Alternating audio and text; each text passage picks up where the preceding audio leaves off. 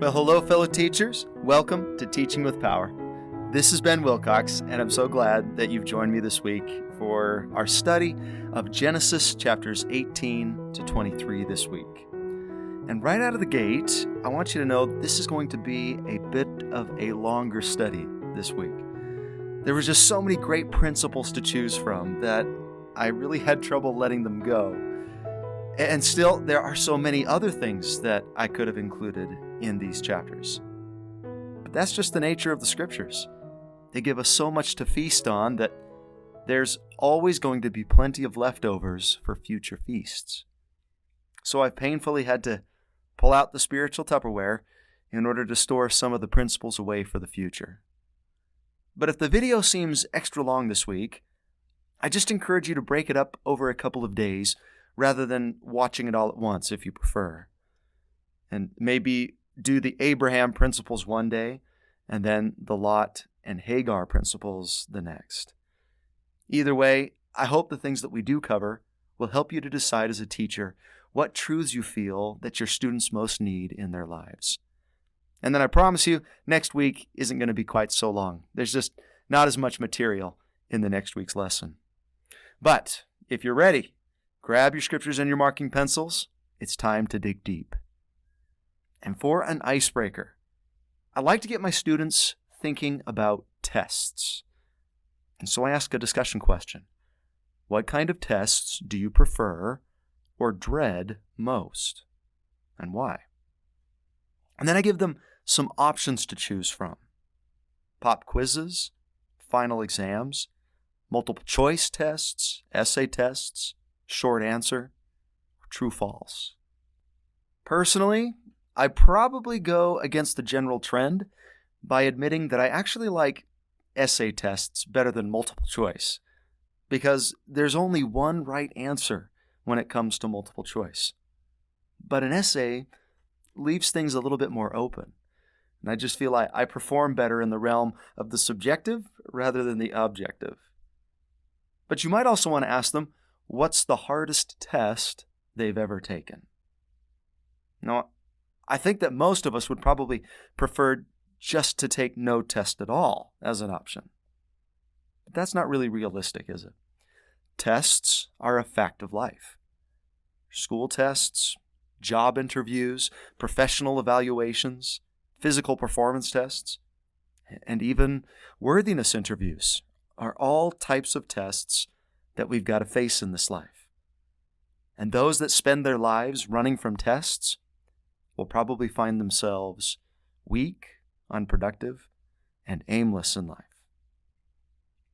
Well, last week, we focused much more on the giving, promising nature of God. Remember how we looked at God's side of the Abrahamic covenant and how extensive it was? Well, this week, we're going to take a look at a different side of God's character. Because we not only believe in a gracious, loving, and forgiving God, but we also believe in a testing God, a proving God. We know that one of the major purposes of mortality, as we learned in Abraham 3, is, and we will prove them herewith, to see if they will do all things whatsoever the Lord their God shall command them. It's in Abraham 3:25. And I ask you right now to ponder some of the tests that God has caused or allowed you to experience in life. What sacrifices have you been asked to make? What trials have you been allowed to undergo? What tests of faith have you faced? One of the biggest questions of life that we all need to figure out is, can I learn to love and trust the testing God as much as I do the giving God? Because as Joseph Smith once taught, you will have all kinds of trials to pass through, and it is quite as necessary for you to be tried as it was for Abraham and other men of God. And God will feel after you, and He will take hold of you and wrench your very heartstrings. And if you cannot stand it, you will not be fit for an inheritance in the celestial kingdom of God.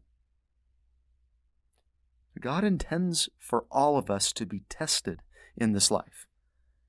And apparently, Abraham is the poster child for that truth. So let's see what we can learn about being tested and passing tests from Abraham today. It's going to be our teacher. And perhaps something from the life of Abraham can help you and I in our own tests. And we're going to do this by examining two of the major tests of Abraham. I think that when we contemplate the testing of Abraham, our minds instantly go to the sacrifice of Isaac's story. But that was not the only test of Abraham. There was another test he faced, together with his wife Sarah, that I feel must have been as equally as trying, and maybe even more than that one. So let's begin with that test first. And I believe that making a timeline might help us to understand this first test a little better. And you could do this as a handout if you like, and have your students either fill it out on their own first, or you could just walk them through it together as a class. We're first introduced to the test in Genesis chapter 11, verse 30. What is it? Sarah is barren. She had no child. And I think, oh, poor Sarah. That's the way she's introduced? That's the first thing we learn about her? That she can't get pregnant? But I'll tell you, by the end of the story, we're going to learn that there is so much more to this woman than that. This is going to be a major trial for both Sarah and Abraham. And it's a major trial for many couples still today. But perhaps this test is heightened for Sarah and Abraham when placed against the backdrop of the promise that God makes them. And where does that promise first appear? Well, we saw it last week in Abraham 2, verses 9 through 11. And there, Abraham learns that he would have both spiritual and literal seed. He would be considered the father of many, and therefore Sarah the mother of many.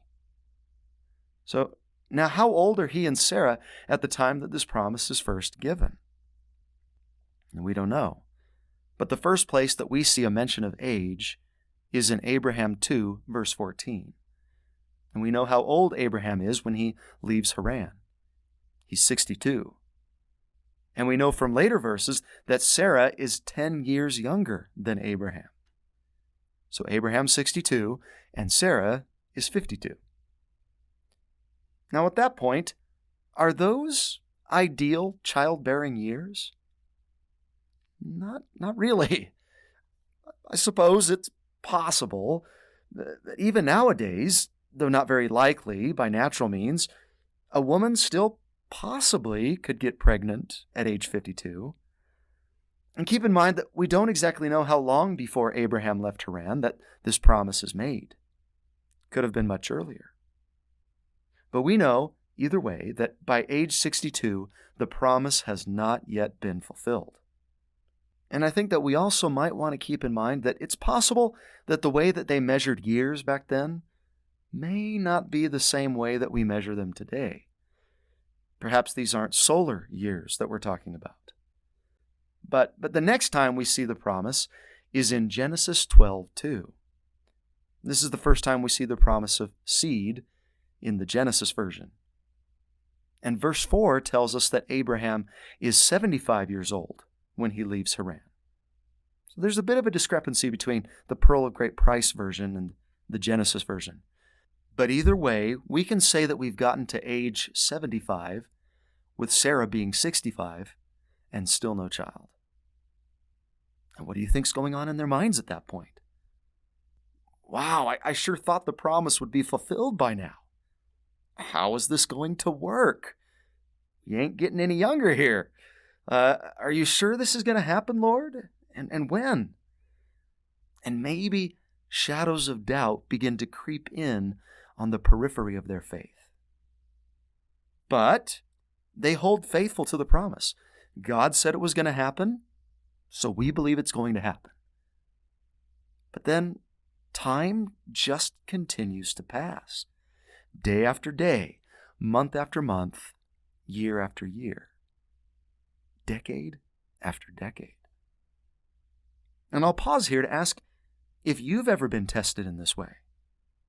This is the long-term kind of test, the endurance test. Are we able to maintain our faith over long periods of time? And the next time we see the promise is in Genesis 13, 15 through 16, which says, "For all the land which thou seest, to thee will I give it, and to thy seed forever. And I will make thy seed as the dust of the earth, so that if a man can number the dust of the earth, then shall thy seed also be numbered." So God continues to assure them that they will be parents. And I can see them responding, "When? How, Lord?" But there's no explanation, just the promise. Now, we don't know their ages at this point in particular, but some considerable time has passed. And after that promise, more time will pass. So much so that we have this very interesting conversation between the Lord and Abraham in chapter 15. Abraham says, "Lord God, what wilt thou give me, seeing I go childless? And the steward of my house is this Eliezer of Damascus." And Abram said, "Behold, to me thou hast given no seed, and lo, one born in my house is mine heir." So you can see that he's starting to question how this is all supposed to work. He's saying, "Okay, Lord, I don't have a child, but there is this servant in my house, my steward, Eliezer. He has a son, and in a way, he could be considered my heir. He was born in my house. He lives under my protection. Is that how the covenant's going to be fulfilled?" It's almost like he's trying to help the Lord keep his promise. And I really do love that about Abraham here. He seems to be okay with that scenario. His faith is such that he's open to alternate possibilities of fulfillment. I'm sure to him that's not the ideal circumstance. It's not what he expected. It's not what he wanted. But he's open to the idea. He's willing to accept the Lord's promise, being fulfilled in an unexpected, less than desirable way. It's great faith. But no, the Lord says, "This shall not be thine heir, but he that shall come forth out of thine own bowels shall be thine heir." And he brought him forth abroad, and said, "Look now toward heaven, and tell the stars, if thou be able to number them." And he said unto them, "So shall thy seed be." So no, Abraham, that's not how this promise is going to be fulfilled. Let's get more specific here. One that is thine own heir, that comes directly from you, is how this promise is going to be realized. I know that you and Sarah are getting old, but I'll keep my promise. And once again, I picture Abraham thinking, "Okay, but when and how?" God doesn't answer those questions. He just says, "Trust me, Abraham, it'll come." And Abraham's response in verse 6, "And he believed in the Lord, and he counted it to him for righteousness." He trusts in God without knowing the particulars. And that's a really tough kind of faith to maintain. Even when it seems the Lord is delaying the blessing, even when it seems highly improbable that it can be fulfilled, Abraham believes. And don't forget Sarah here. Sarah is just as big a part of this test as Abraham. She too is willing to accept an alternate, less than ideal fulfillment of the Lord's promise. For her, it gets to the point where she basically accepts the fact that she is not going to be the one through which the promise is going to be kept. She couldn't physically be the parent of a child, but Abraham still could. He just needed someone younger to have a child with. And so she suggests Hagar as a solution. And wow, what amazing faith and dedication to God she must have had to do that. You can imagine how hard of a decision that must have been for her. Abraham doesn't bring this idea up. It's Sarah. And we do get a timestamp for this one. Look at 16:3. Sarah, Abram's wife, took Hagar, her maid, the Egyptian, after Abram had dwelt 10 years in the land of Canaan, and gave her to her husband Abram to be his wife. So Abraham is 85, making Sarah 75. Most assuredly past childbearing years. And when Ishmael is born, Abraham is 86, as it says in 16:16. So for Abraham, at least, the promise is fulfilled. He does have an heir now. Now go to chapter 17, verses 15 through 17. And how old is Abraham now? 100, making Sarah 90. And the Lord reiterates his covenant with Abraham in the following verses. But look what he adds here. And God said unto Abraham, As for Sarai thy wife, thou shalt not call her name Sarai, but Sarah shall her name be. And I will bless her, and give thee a son also of her. Yea, I will bless her, and she shall be a mother of nations. Kings of people shall be of her. Then Abraham fell upon his face and laughed, which the JST changes to rejoiced. That's going to be significant later. And said in his heart, Shall a child be born unto him that is 100 years old? And shall Sarah, that is 90 years old, bear? This is just too good to be true. He rejoices that the promise will not only be fulfilled through Ishmael, but also through his beloved Sarah. And at that age 90, this is beyond the realm of the unlikely. We firmly planted our feet in the realm of the impossible, the realm of the miraculous, which we all know is a realm that God can work in. Sarah, he assures, is going to have a baby. He promises. And then it seems like more time goes by. Now, it's not a lot of time because she will have Isaac within the next year. But it doesn't come immediately after that conversation with Abraham, because we still have 4 chapters before it actually happens. Perhaps to keep them going in their faith, in chapter 18, 3 holy men visit Abraham and Sarah and reiterate the promise. And they said unto him, Where is Sarah thy wife? And he said, Behold, in the tent. And he said, I will certainly return unto thee according to the time of life, and lo, Sarah thy wife shall have a son. And Sarah heard it in the tent door, which was behind him. Now Abraham and Sarah were old, and well stricken in age, and it ceased to be with Sarah after the manner of women. Therefore Sarah laughed within herself, saying, After I am waxed old, shall I have pleasure, my Lord being old also?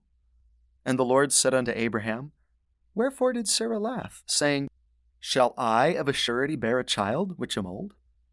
Is anything too hard for the Lord? At the time appointed I will return unto thee according to the time of life, and Sarah shall have a son. Then Sarah denied, saying, I laugh not, for she was afraid.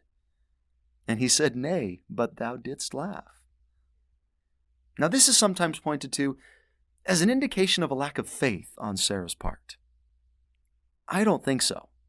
When it says that she laughs, I think that we can retranslate that, like we did with Abraham, to she rejoiced.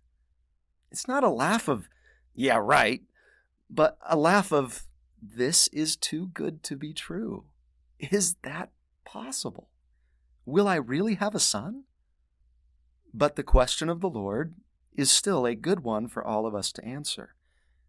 Is anything too hard for the Lord? What's the answer to that question? No, nothing is too hard for the Lord. With God, all things are possible. If God wants a sea to part, what's going to happen to the sea? It'll part. If God wants a blind man to receive his sight, the blind is going to see. If God wants a man to walk on water, man will walk on water. And if God wants a 90-year-old woman to have a baby, what's going to happen? A 90-year-old woman is going to have a baby. Nothing is too hard for him. Do we believe that? Sarah did. In fact, in what I call Paul's Hall of Faith, instead of the Hall of Fame, in Hebrews 11, Sarah is highlighted as an example of great faith. Hebrews 11:11.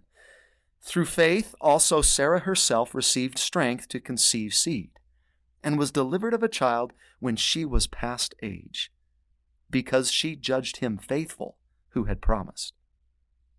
So Sarah's not an example of doubt at all, but faith, great faith. So she laughs or rejoices.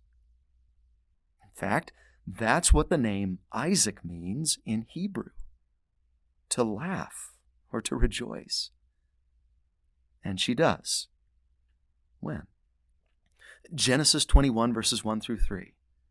And the Lord visited Sarah, as he had said, and the Lord did unto Sarah as he had spoken. For Sarah conceived and bare Abraham a son in his old age, at the set time of which God had spoken to him. And Abraham called the name of his son that was born unto him, whom Sarah bare to him, Isaac, to laugh.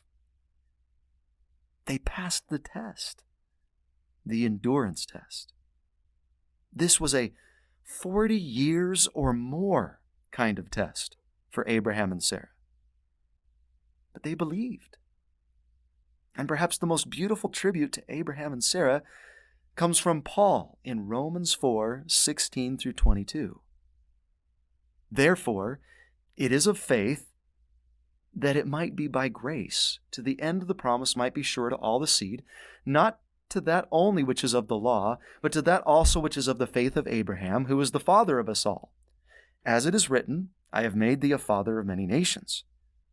Before him whom he believed, even God, who quickeneth the dead and calleth those things which be not as though they were, who against hope believed in hope, that he might become the father of many nations, according to that which was spoken, so shall thy seed be.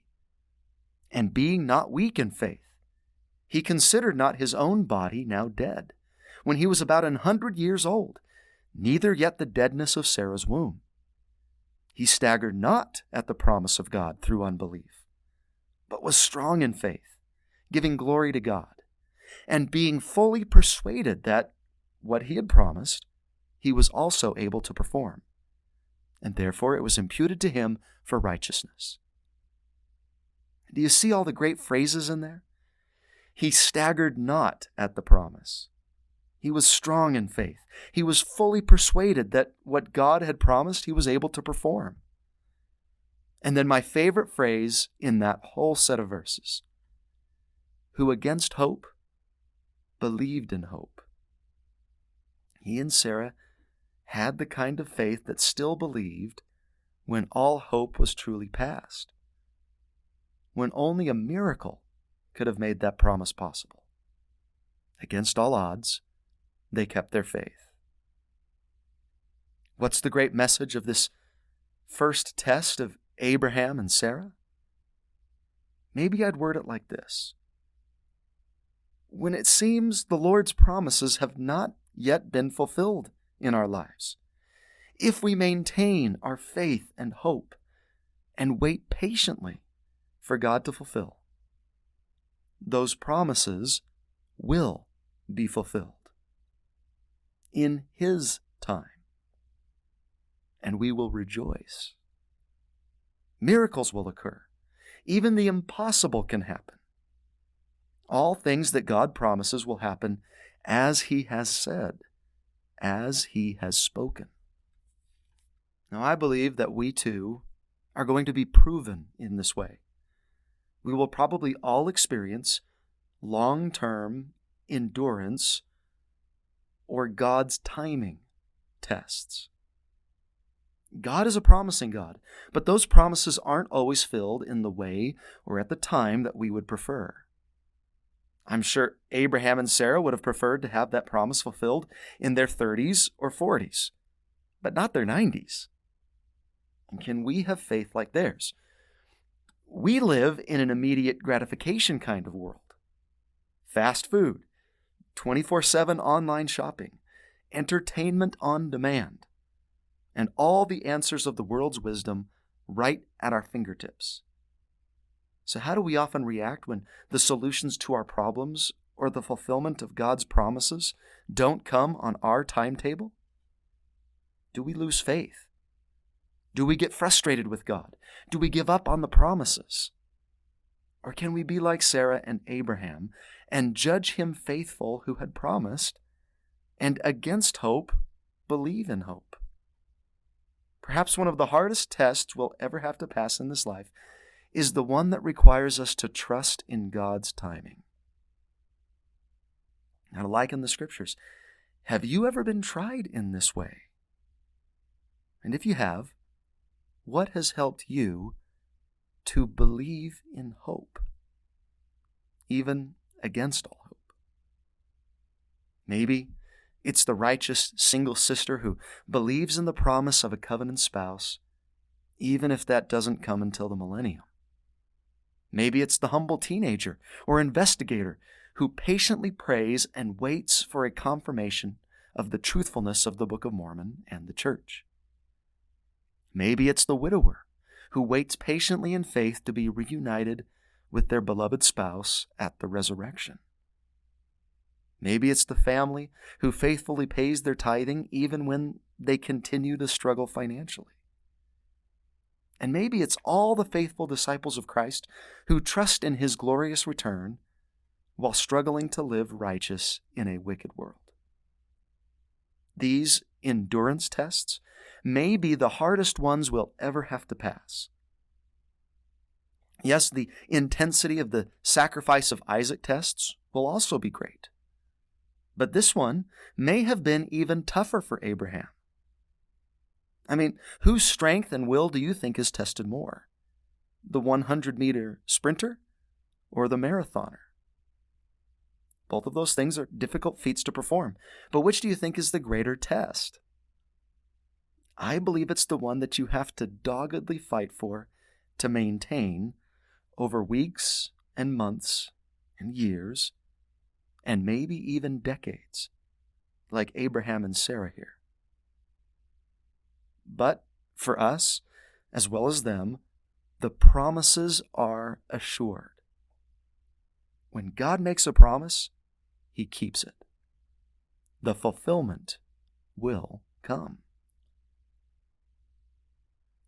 Now to the other kind of test that we're going to most certainly face in this life. And I would call this the intensity test. Abraham faced both.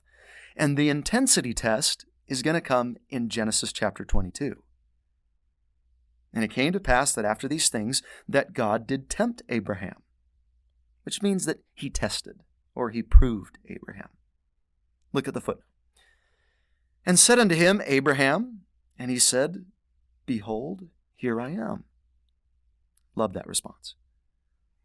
And he said, Take now thy son, thine only son Isaac, whom thou lovest, and get thee into the land of Moriah, and offer him there for a burnt offering upon one of the mountains which I will tell thee of. Now, to help your students visualize the story, there's a wonderful little film that the church produced a number of years ago that depicts the story of Abraham and Isaac very poignantly, entitled Akedah, which means the binding. And it's really well done. And I know this video is suggested in the manual as well, but I feel it really captures the turmoil and emotion of this test of Abraham's. So I recommend it highly. And one of the things I feel that it gets right is the age of Isaac.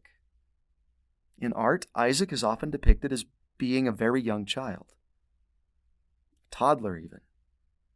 But he would have at least been a young man by this point, which emphasizes the fact that Isaac was a willing sacrifice himself. This was not only a test for Abraham, but for him too. I don't think Abraham had to wrestle him down or sneak up on him, But Isaac would have come to an understanding of what was being asked of his father and him, and given himself willingly. And I believe the movie also depicts that aspect of the story well, too. So I invite you to watch Akedah, and I'll provide a link to it here, with these two questions in mind. Why do you think this request would have been particularly hard for Abraham? And two, why do you think the Lord asks Abraham to do this? Question number one, why do you think this would have been particularly hard?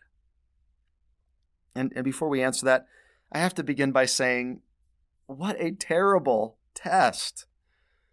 And I know we tend to try and sterilize the story a little, but to make it more acceptable to us. But man, is this ever a tough thing to swallow?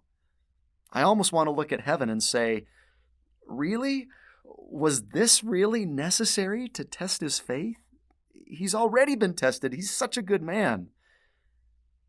And yeah, we'll talk about why I think this story is in here and why I believe it did happen this way and needed to. But boy, is this ever an intense, difficult thing to ask of somebody. For so many reasons. For one, the obvious one, this is his child. Abraham must have had a deep and great love for his boy. So can you think of anything more horrific than being asked to sacrifice your own child? I mean, it's hard enough for parents to lose a child through accident or sickness. But can you imagine having to be the one to take their life? What kind of a burden would that be to carry?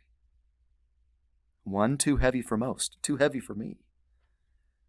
Then this would be especially harder for Abraham because Isaac was the promised child, the one that he had waited decades for, the one through whom he had been so sorely tested to receive in the first place.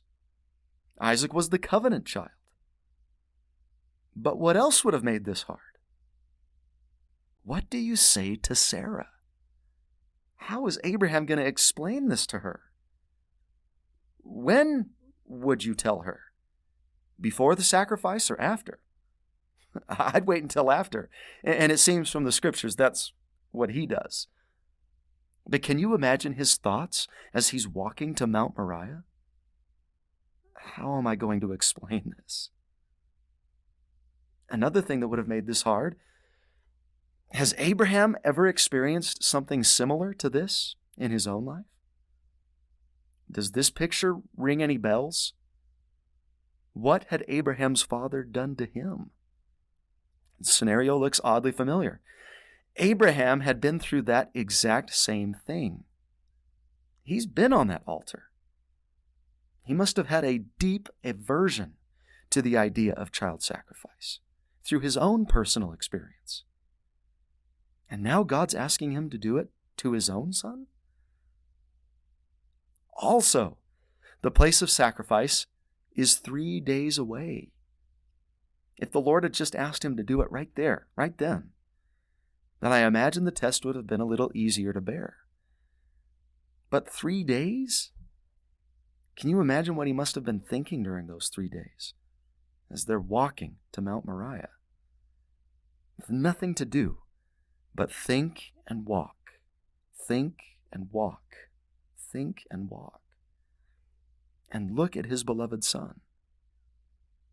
Then it would have been agonizing.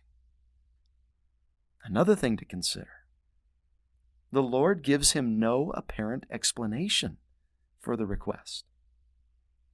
If he had told him, then that would have made it easier, right? But he doesn't tell him that it's a test of faith.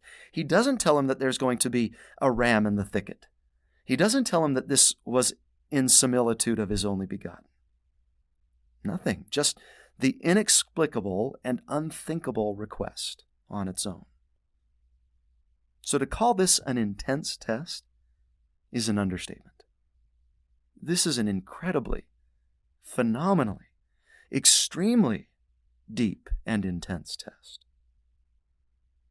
And yet, what does Abraham do?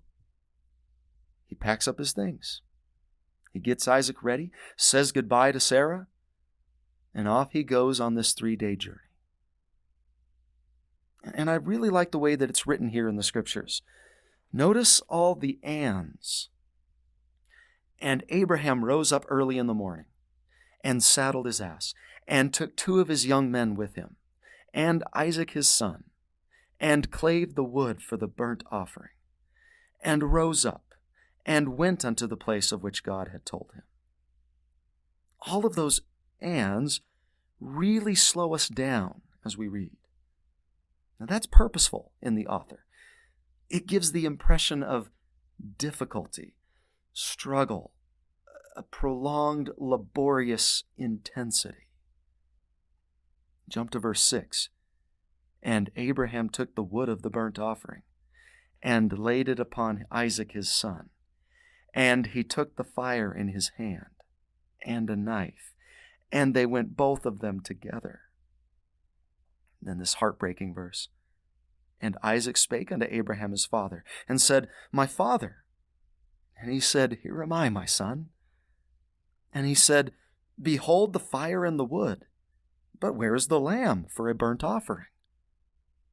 How do you answer that question? How do you not break into tears at that moment? And Abraham said, My son, God will provide himself a lamb for a burnt offering. So they went both of them together. And they came to the place which God had told him of. And Abraham built an altar there, and laid the wood in order, and bound Isaac his son, and laid him on the altar upon the wood. What keeps Abraham going at this point? What takes him to the point of the unthinkable? It's faith. Deep faith. An intense faith to match the intensity of the test. Perhaps he trusted that God would stop the sacrifice. Perhaps he believed that God could provide another child for him in the future. Or perhaps he even believed that God could do the impossible, in this case as well. His first test had already taught him that principle. God can do the impossible. And look what Paul tells us. By faith Abraham, when he was tried, offered up Isaac, and he that had received the promises offered up his only begotten son, of whom it was said, that in Isaac shall thy seed be called. Accounting that God was able to raise him up, even from the dead, from whence also he received him in a figure. So, wow, that thought was what comforted him. He had such deep faith that he believed that even if he did kill Isaac, God could raise him from the dead. If God could work the impossible at the birth of Isaac, he could most assuredly do so with his death. And so he raises the knife. And we all know what happens next. And thank heavens, the angel comes to stop him. And now for our second question. Why do you think the Lord asks Abraham to do this? And there are a lot of responses that you could discuss with your class. You could discuss the famous quote from Elder Hugh B. Brown that said, Abraham needed to learn something about Abraham. Or I believe that most of you teachers are probably already aware of the symbolism of Abraham and Isaac as a type of the Father and the Son. Jacob from the Book of Mormon assures us of this intended comparison in Jacob 4:5. But for the sake of time, I'll leave that comparison to you to study and discover. And I know there are many resources available out there that could help you with that perspective, and you could have a great and meaningful discussion about what this story teaches about the experience of both the Father and the Son during the atonement. But what I'd like to focus on in this video is the nature of the test itself for Abraham and what he can teach us about sacrifice and obedience. I believe that one of the major reasons God asked Abraham to do this incredibly difficult thing, that it had less to do with Abraham and more to do with us. God asked Abraham to do this for you and me, to teach us something. At least that's how Paul explains it. After those excellent verses that we already read in Romans, the ones that said, against all hope, believed in hope, he concludes that thought by saying, now it was not written for his sake alone that it was imputed to him, but for us also, to whom it shall be imputed. In other words, this story was not just to teach Abraham something, but to teach the rest of God's children throughout all ages a message about sacrifice. Abraham's sacrifice places all other sacrifices in their proper context, or gives them proper perspective. We may wonder why God would test Abraham in such an extreme way. But it had to be extreme in order to cover all lesser sacrifices that God would ask the rest of his children over the ages. They're all covered in this. Perhaps there's something extremely difficult that God will ask or has asked of us. And perhaps we say, how could God ask me to do that? How could he ask me to give up that thing, to make that change, to experience that trial? It's too much. It's too hard. I'm not able.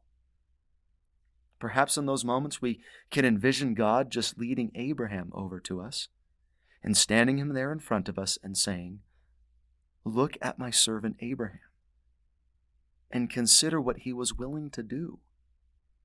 I know you can do this. If Abraham could do that, I know that you could do what I'm asking of you. I blessed him in that sacrifice, and for that sacrifice, I made him able to do it. And I made you able to do this as well. If you weren't, I would not have given it to you.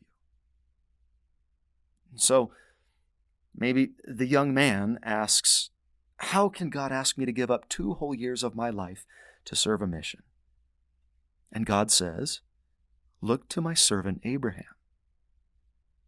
There's the member who's called to pass through an unthinkable trial, such as the death of a child, a betrayal of a spouse, a debilitating disease. And they ask, how can you expect me to go through this? And God responds with great love and empathy, look to my servant Abraham, the member who's called to serve in a difficult calling that they don't feel prepared to accept. And they say, how can you call me to this? And God responds, look to my servant Abraham. Perhaps it's the faithful member who feels same-sex attraction and asks, how can I go through my whole life feeling this but not acting on it? And God responds, look to my servant Abraham. Or maybe, consider the most difficult thing that we will all be called to sacrifice. Quite possibly the most difficult thing that God will ever require of you and I. Give up your sins, he says. All of them, the small ones and the big ones. Slay them on the altar of my commandments. Because in the end, what is it that the Lord is really seeking from us? What is it that he really wants from those sacrifices? It's not really the things sacrificed that he's after.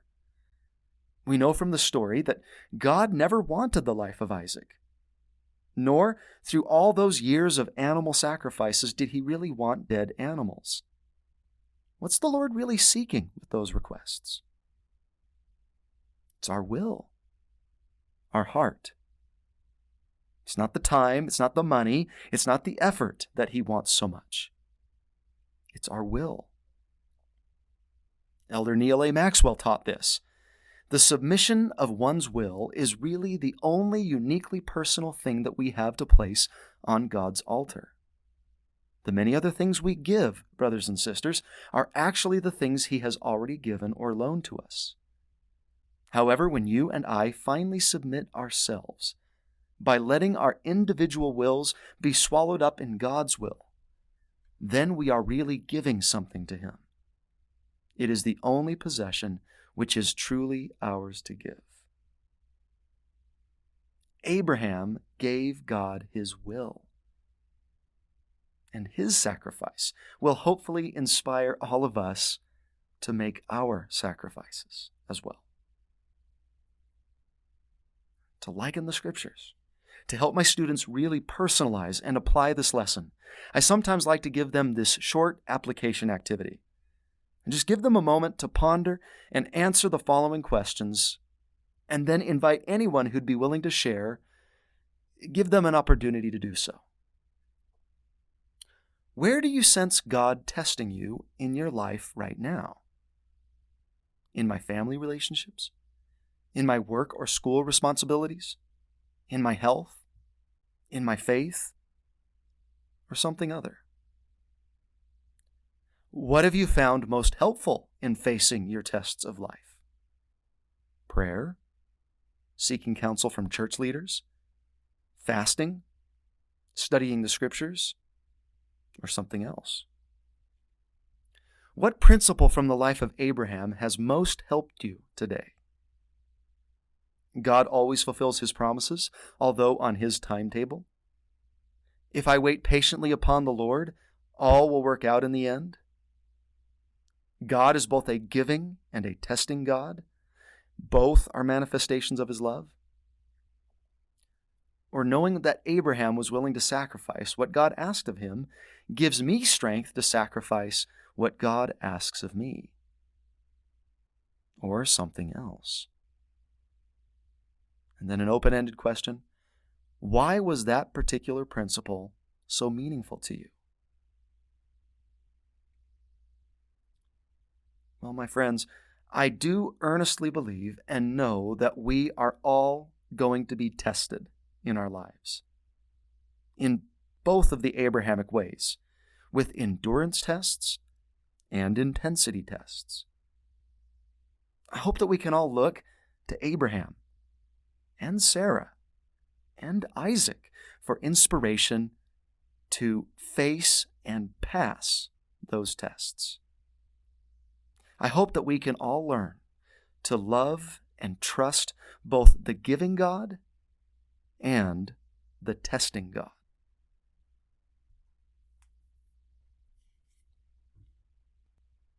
All right, moving on to some different characters in these chapters.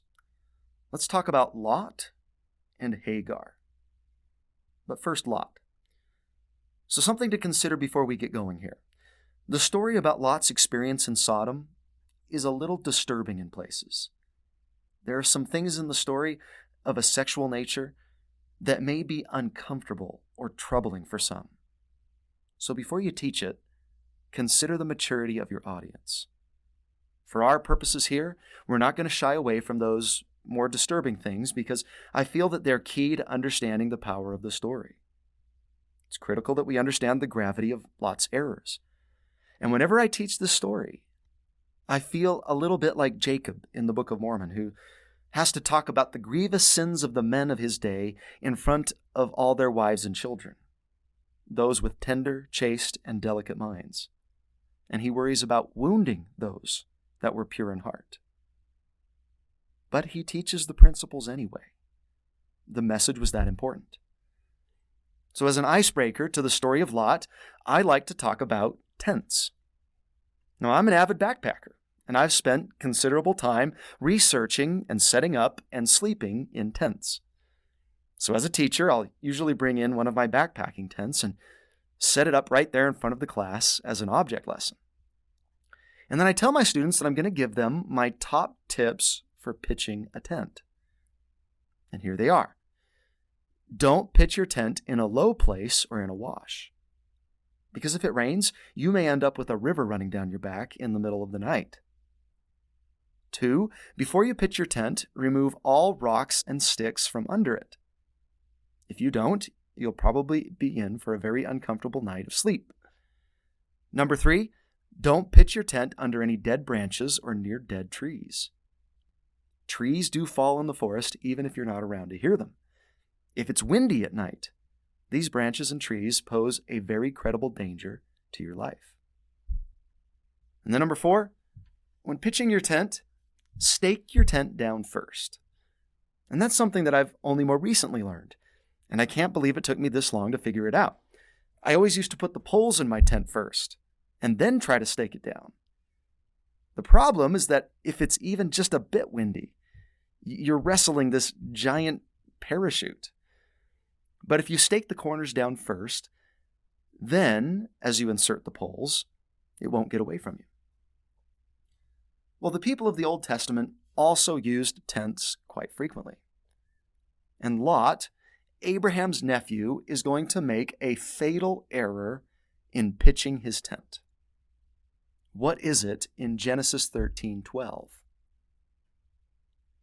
His error? He pitched his tent towards Sodom. Now that means he pitched his tent near Sodom or close by to it. Not in it, but nearby. And why is that a problem? Look at the next verse. But the men of Sodom were wicked and sinners before the Lord exceedingly. Jude teaches us that in Jude 1:7-8. But Ezekiel does a very thorough job of telling us all of the things that made Sodom such an evil place. Ezekiel doesn't even mention their sexual sins until the very last. He says, "Behold, this was the iniquity of thy sister Sodom. Pride, fullness of bread, and abundance of idleness was in her and in her daughters. Neither did she strengthen the hand of the poor and needy. And they were haughty, and committed abomination before me.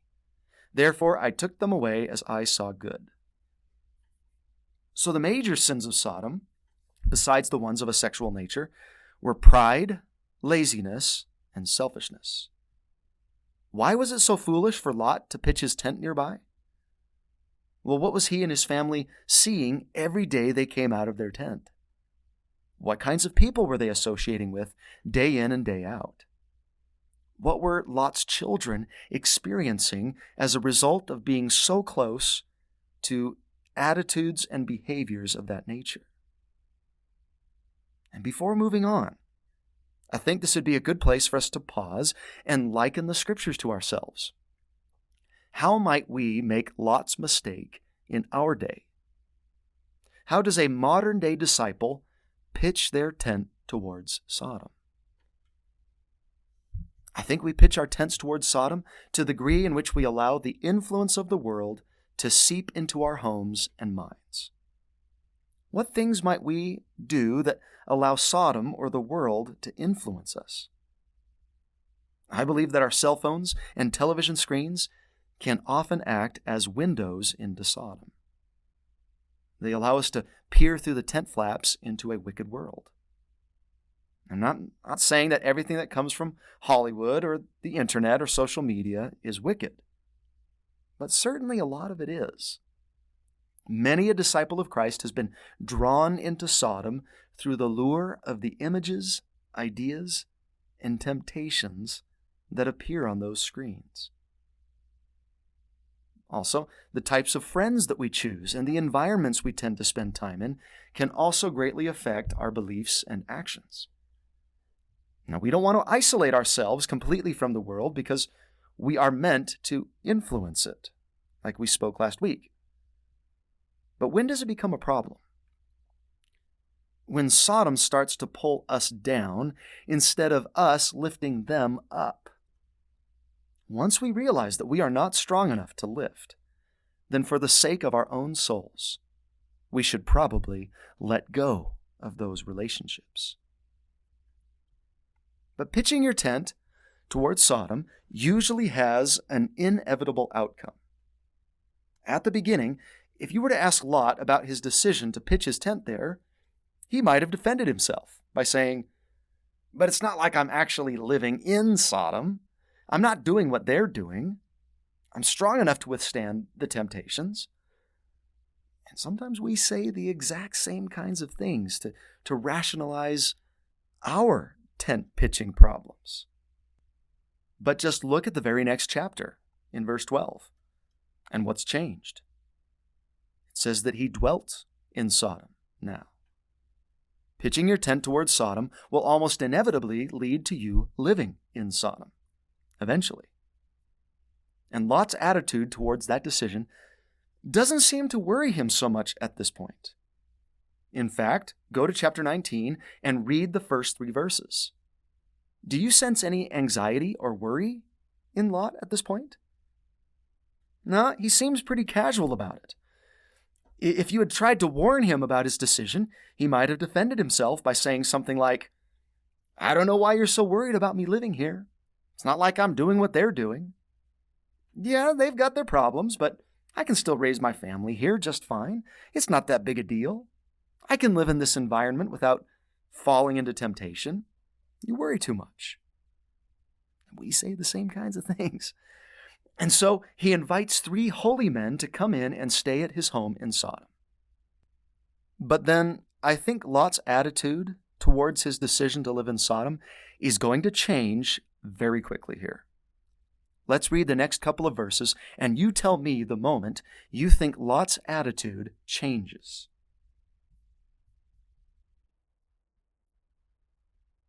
But before they lay down, the men of the city, even the men of Sodom, compassed the house round, both old and young, all the people from every quarter.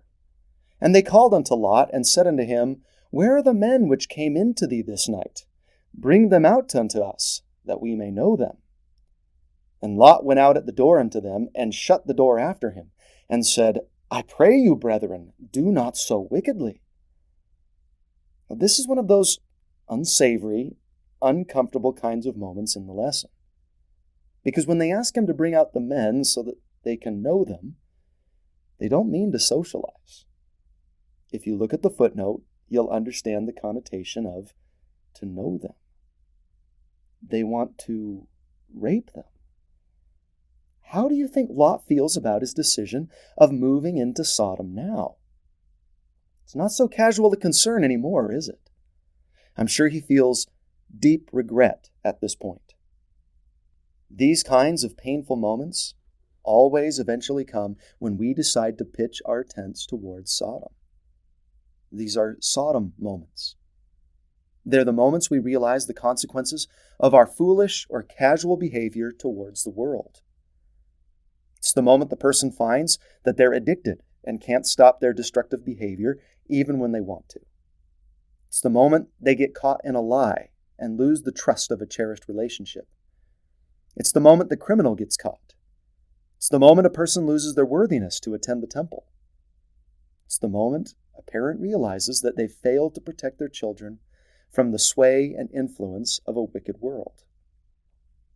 It's the moment Lot realizes that he's plunged himself and his family right smack dab in the middle of an evil and dangerous location.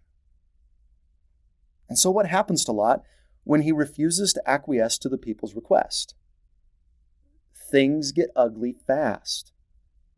And to be clear, be sure to look at the Joseph Smith translation for verse 8. It's at the back of the Bible and will clarify what Lot is really suggesting concerning his daughters. Because if what's in Genesis is actually what Lot proposed, well, then he deserved to be destroyed in Sodom along with everybody else. But the JST clears it up nicely. So he pleads with them to not do so wickedly. And how ironic that he calls them brethren in verse 7. Are these people his brethren? People who wish to hurt or abuse his guests or daughters? They aren't friends or brethren at all. He thought they were. They seemed like it. But they never really were. And that's another sad Sodom moment for us. It's the moment when we realize our friends were never our friends to begin with. I'll never forget a beloved student who came to visit me after her first year of college. She told me about a young man who showed great interest in her and professed his deep love, but at the same time pressured her into becoming more and more intimate with him. Sadly, once he had accomplished his desire with her, he wanted nothing more to do with her and moved on to show interest in a different young lady. She painfully discovered that he was not really her friend, or her brethren, even though she saw him as such. We've got to be very careful about who we allow to influence us. So now, how do Lot's brethren react? And they said, "Stand back." And they said again, "This one fellow came in to sojourn, and he will needs be a judge? Now we will deal worse with thee than with them." And they pressed sore upon the man, even Lot, and came near to break the door. The great accusation of the guilty. You're judging us. That's almost always the retaliatory cry of those who are doing wrong. Well, you're just as bad because you're judging me. And don't get me wrong, being judgmental is a problem and something that we need to watch out for. But calling a sin, or warning people that we love about the potential consequences of their choices is not being judgmental. It may actually be one of the greatest manifestations of love. But luckily for Lot, he still has a chance. The holy men smite the men of the city with blindness, which gives Lot some time to do something about the situation. And they give Lot some instruction in verses 12 and 13. They say, "And the men said unto Lot, Hast thou here any besides? Son-in-law, and thy sons, and thy daughters, and whatsoever thou hast in the city? Bring them out of this place. For we will destroy this place, because the cry of them is waxen great before the face of the Lord, and the Lord hath sent us to destroy it." So Lot, get your family and all your loved ones out, and flee. Get out before the destruction comes. And Lot tries. And eventually, spoiler alert, he is going to get out. But, unfortunately, that's not the end of the story. Lot does not get away unscathed. He's going to lose some things. I'd like you to take a look at the following verses and try to identify Lot's losses. What does Lot lose as a result of his decision to move to Sodom? Verse 14, verse 26, and verse 30. "And Lot went out and spake unto his sons-in-law, which married his daughters, and said, Up, get you out of this place, for the Lord will destroy this city. But he seemed as one that mocked unto his sons-in-law." So we know that he's going to lose at least two of his daughters because it says sons-in-law, plural. We also know that he had some sons, based on that earlier verse. So he loses them too. He tries to warn them, but they don't take him seriously. That's the danger of not taking the dangers of Sodom too seriously yourself. When the problems do come and you try to warn those you love, it may be too little too late. They won't believe you. What else will Lot lose?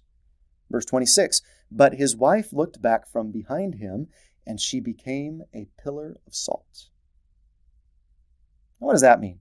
Does that mean that God literally turned her into a pillar of salt because she was curious about what was happening behind her? I mean, she heard all the noise and destruction, decided to turn around and take a peek, and therefore God smote her? I don't think so. That doesn't sound like the way God works to me. So we may have to go to another place in Scripture to shed some light on what really may have happened here. In Luke 17, verses 31 to 32, Jesus referred to the story of Lot's wife to warn the people of his day about fleeing the world as the second coming approached. And he says, "In that day, he which shall be upon the housetop, and his stuff in the house, let him not come down to take it away.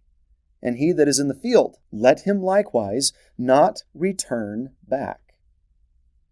And then to provide an example of that action, he says, "Remember Lot's wife," suggesting, in my mind, that she not only looked back, but that she returned back.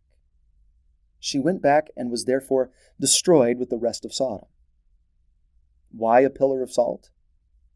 Tradition states that Sodom was situated near the Dead Sea, a place known for its mineral and its salt content. And do we sometimes make the same kind of mistake? Are there times when we decide to return to sins or habits or lifestyles after we've already gone through the effort of leaving them? Do we allow ourselves to slowly be sucked back into inactivity or worldliness? Sometimes recent converts struggle with this and eventually never return to church. Why? Because they look back, and then they return back to lose the ground that they once gained. And we have verse 30.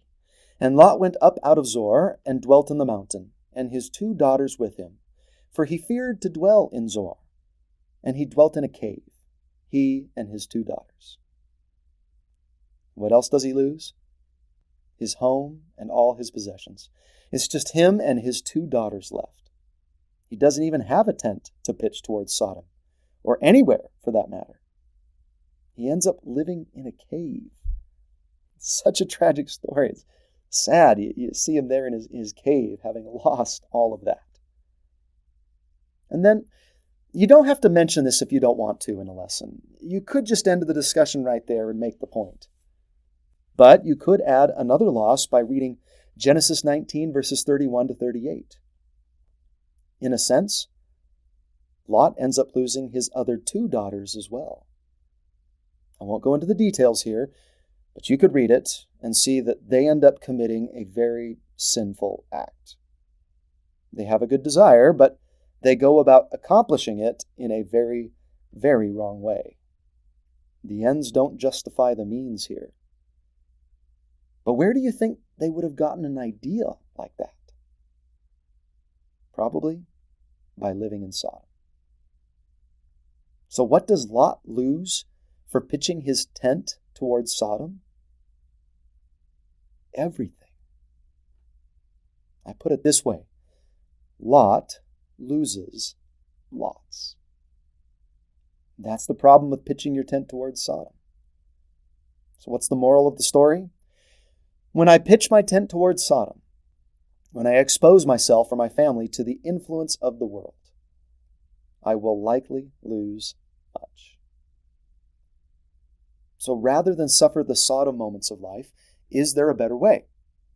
The Scriptures never present a problem without the solution being somewhere nearby. Rather than casually considering the influence of the world, how should we approach the dangers of Sodom? The answer comes from the holy men in verse 17. What should we do? And it came to pass when they had brought them forth abroad that he said, escape for thy life. So to take this danger seriously. We can't play with fire and expect not to get burned. The things that we watch, the music we listen to, the places we go, the things we do online, the language we use, the company we keep. We should ask ourselves, am I allowing too much Sodom in my life? Look not behind thee. Don't be like Lot's wife. Don't go back. When you've left evil, leave it completely. Don't look longingly over your shoulder at the short-term pleasure of the sins of your past. After you've repented, don't return. Neither stay thou in all the plain. Don't ever even get close to those things again. Be like Abraham. Don't even take a thread's worth of Sodom. Stay as far away from the world and temptation as possible. Be like the anti-Nephi Lehis of the Book of Mormon, who buried their instruments of rebellion deep in the earth. Be committed to avoiding even the appearance of evil.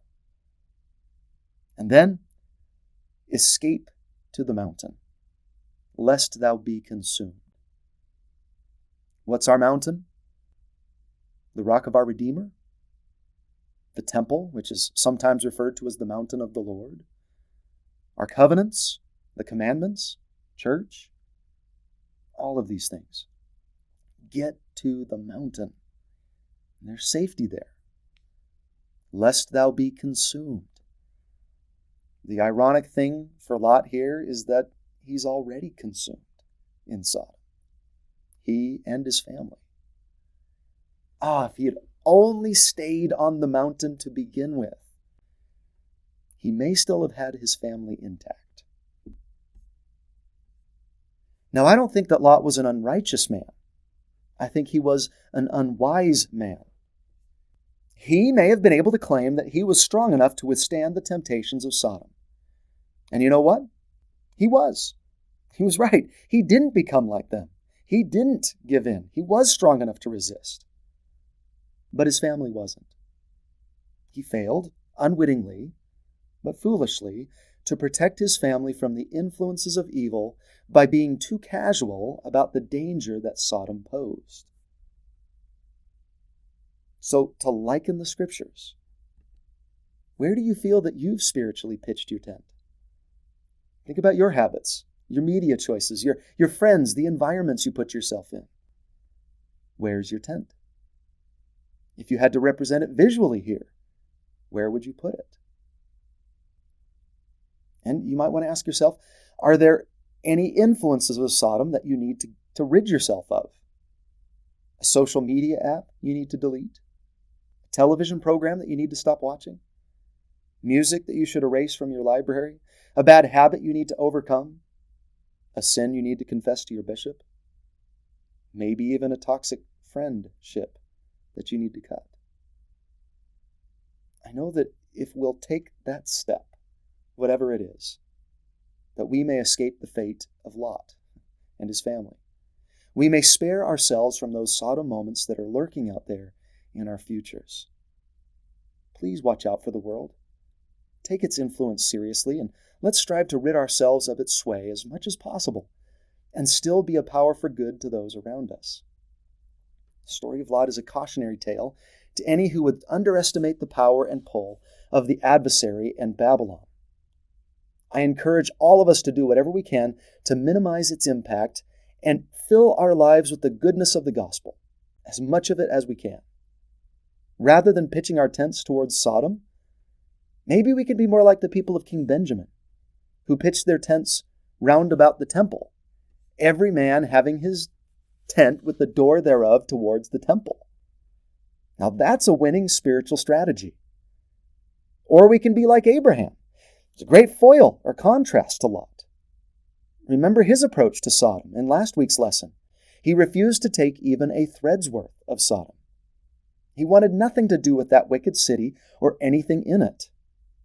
That's one of the works of Abraham that we can do.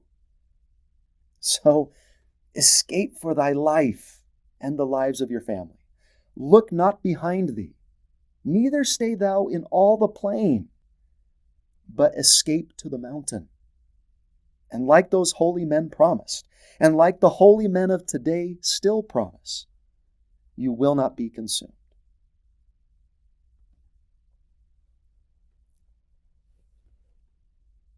Now, I really struggled with the decision whether to include this lesson on Hagar. I knew it would make the lesson extra long. But in the end, I decided to include it because I think she has some unique and important truths to teach us. For an icebreaker to this section, I like to talk about difficult words to say. The following words are considered among the most difficult things to say in the English language. Rural, otorhinolaryngologist, anemone, Worcestershire, and isthmus. Now, I don't even know if I got those right myself. Now, for non-native speakers of English, the list changes a little. For some reason, the word choir is one of the most difficult words for non-native speakers to pronounce. And it's not just an issue for people who are trying to learn English.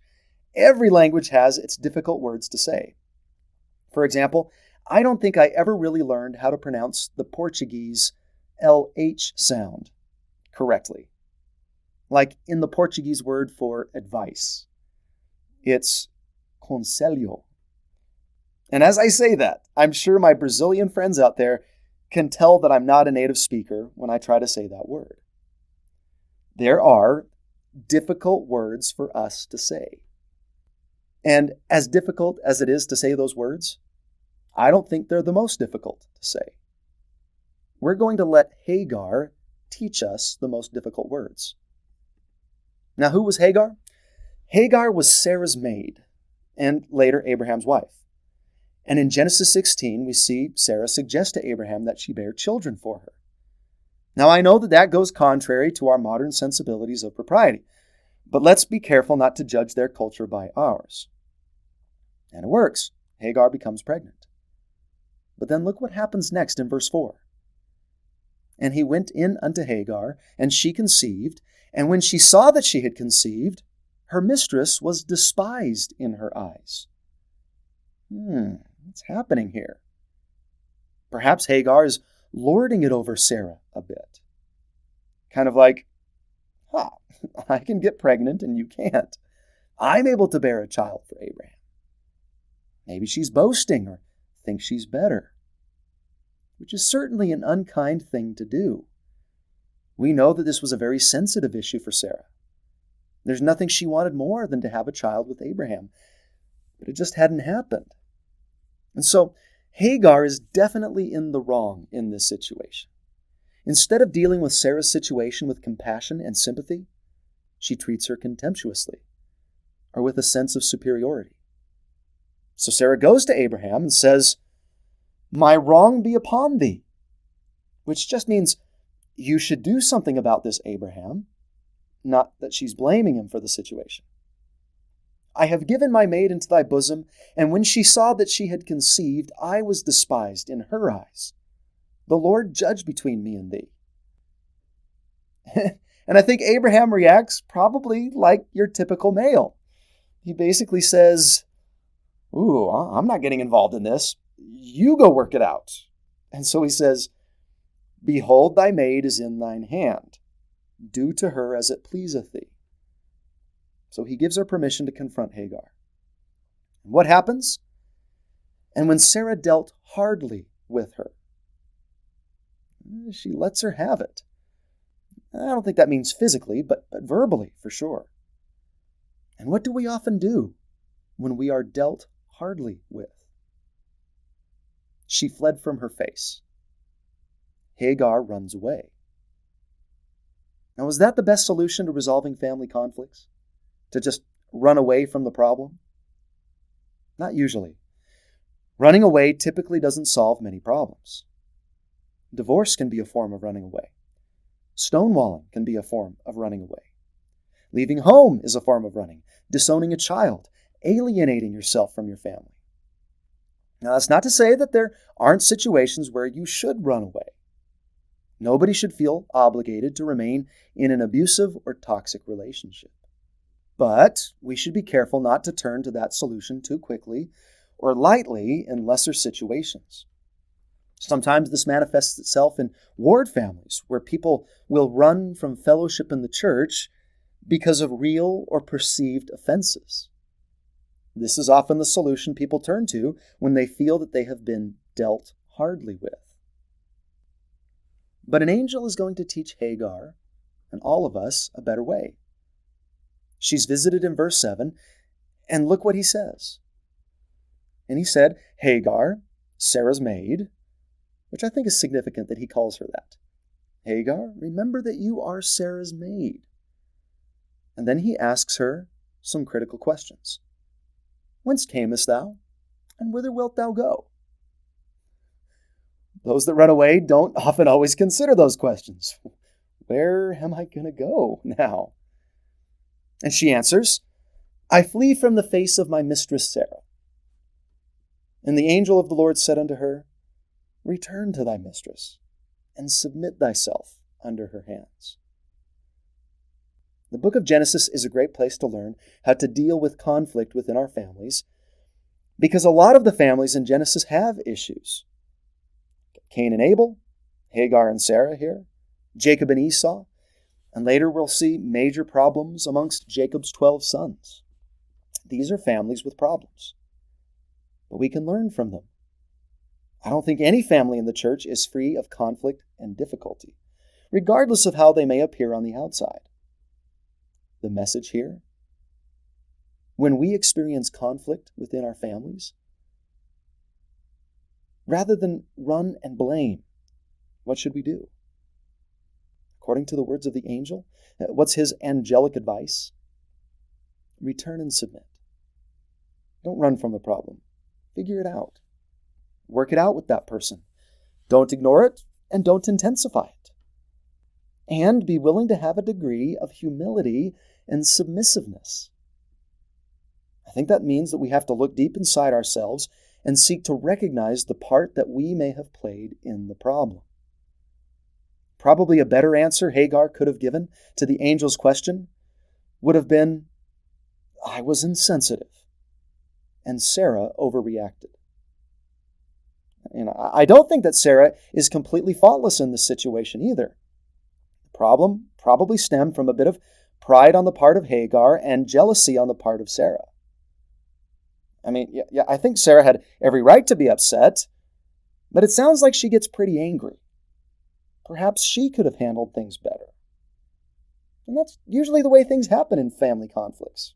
In my family conflicts, if I've ever had a conflict with my wife or one of my children, it's usually because I've been insensitive and they overreact. Vice versa. But wonderfully, Hagar does the right thing here. She listens to the angel. She does return and submit to Sarah. She's a perfect contrast to Cain, who after he receives correction, refused to return and submit. So, in my opinion, what are the hardest words in the English language to say? I think they're, I'm sorry, I was wrong. Those might be the difficult words you'll ever have to form with your lips. But it's worth it to learn how to pronounce them. Those words can bring peace and healing to our homes and families and relationships. Now, let's not leave Hagar just yet. There's another story about her that I want to take a quick look at with you. It's in chapter 21. Unfortunately, the conflict between Sarah and Hagar doesn't end there. It returns later, years later, after Sarah has Isaac. But then we learn in chapter 21, verse 9, and Sarah saw the son of Hagar the Egyptian, which she had borne unto Abraham, mocking. If you look at the footnote for mocking, it sends you to Galatians 4:29, which tells us that perhaps this was more than just mocking. This is full-blown persecution. That competitive spirit between the moms has now transferred to the children. And Ishmael persecutes Isaac. And it must have gotten really bad, because that's the only way we can explain what Abraham does next. And I know this sounds horrible, but he sends Hagar and Ishmael away. The family splits. So perhaps this can be a bit of a balancing idea to the return and submit principle. Sometimes, perhaps the right solution is to separate. When peace can't be reached, when the negatives of remaining far outweigh the positives of returning, perhaps compromise is the next best thing. And before we judge Abraham too harshly in separating the family, take a look at verses 10 through 14. Wherefore she, Sarah, said unto Abraham, Cast out this bondwoman and her son, for the son of this bondwoman shall not be heir with my son, even with Isaac. And the thing was very grievous in Abraham's sight, because of his son. He loves Ishmael. And God said unto Abraham, Let it not be grievous in thy sight because of the lad, and because of thy bondwoman. In all that Sarah hath said unto thee, hearken unto her voice, for in Isaac shall thy seed be called. And also of the son of the bondwoman will I make a nation, because he is thy seed. And Abraham rose up early in the morning, and took bread and a bottle of water, and gave it unto Hagar, putting it on her shoulder, and the child, and sent her away. And she departed, and wandered in the wilderness of Beersheba. So this is not an easy thing for Abraham to do. He loves Ishmael. He loves Hagar. Sure of it. This is grievous to him. And notice how he doesn't let them leave until he knows through revelation that they're going to be okay. That God assures him that this is okay and that they will be well taken care of.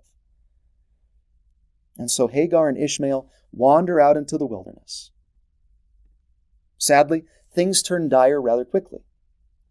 And the water was spent in the bottle, and she cast the child under one of the shrubs.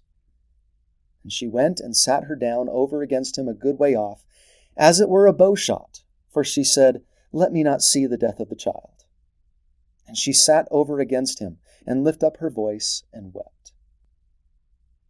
This story makes me think of all those wonderful single parents out there in the church who are struggling to raise their children in the wilderness of the world.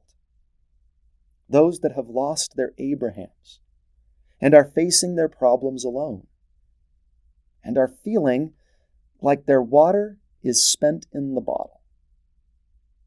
What happens next to Hagar is enlightening. And God heard the voice of the lad. And the angel of God called to Hagar out of heaven, and said unto her, What aileth thee, Hagar? Fear not, for God hath heard the voice of the lad where he is. Arise, lift up the lad, and hold him in thine hand, for I will make him a great nation. And God opened her eyes, and she saw a well of water. And she went and filled the bottle with water, and gave the lad drink. And God was with the lad, and he grew, and dwelt in the wilderness, and became an archer. God heard her and Ishmael. That's what the name Ishmael means in Hebrew. God hears. So to all you struggling single parents out there, you Hagars, remember that God hears you and your children. God not only cares about the Abrahams and the Sarahs and the Isaacs, he also cares deeply about the Hagars and the Ishmaels of the church as well. Perhaps when a father or a mother is absent in the home, God fills in that role. My dad's a good example of this principle. He grew up in a home without a father. So his mother, my grandma, was a Hagar. And God watched out for them. He heard her and was with her and her lads. And yeah, I know there were many times when Grandma felt like the water was spent in the bottle. But whenever it got to that point, God heard her cries and helped. And I know that he'll do the same for all of you Hagars out there as well.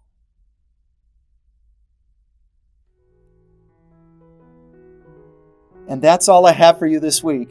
I know it was a long one. Next week will be shorter, I promise. But I'm grateful that you've taken this time to study the scriptures with me this week.